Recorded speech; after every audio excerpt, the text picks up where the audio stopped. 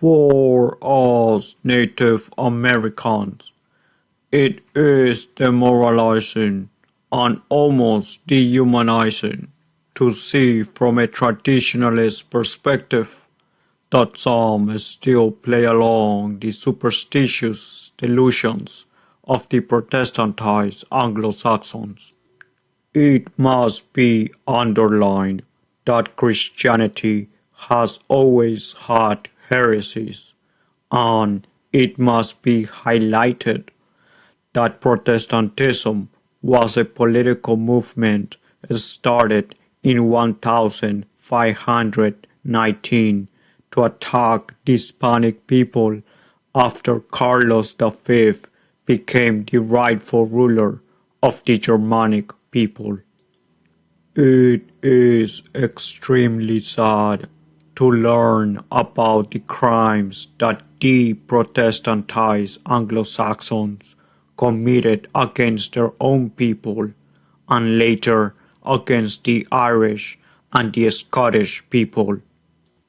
Born after Carlos V won the crown of the Holy Roman Empire, William Cecil served the English monarchy and indulged in the colonization of Ireland and Scotland, as well as the appropriation and anti-liturgical profanation of church property and art.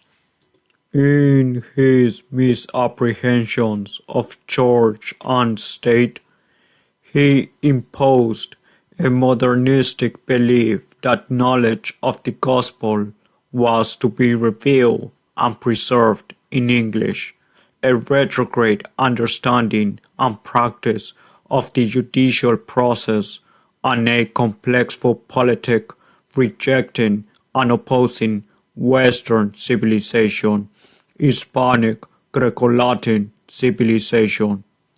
Continuing the convenient misapprehensions of William Cecil, Francis Bacon served the English monarchy through his undermining of science by reducing it to an anti-logical atomism, religion by amalgamating it with state interest, and humanism by subordinating it to a statesman.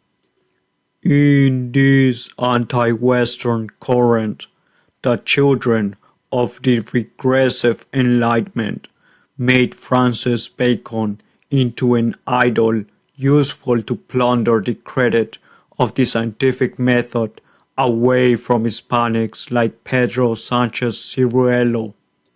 It is embarrassing to see today the Protestantized Anglo-Saxons superstitiously delude themselves to be American when their people plundered America from Hispanics like they did with the scientific method.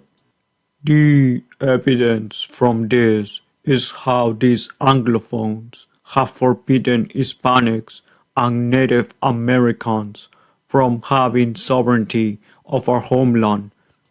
This homeland, the American continent, has been defiled with the dozens of extermination camps called nations, which the Protestantized Anglo-Saxons fabricated with its borders, and the demographic catastrophe they purposefully foisted. Because of their crimes and the genocides they have spread, these Anglophones ought to be inquisited on their integrity and legitimacy to the American continent. To end on a sympathetic note to Anglo-Saxons and Native Americans yearning to become Hispanic, we must follow the intelligible expressions of Pedro Sanchez Ciruelo and reproach superstitions.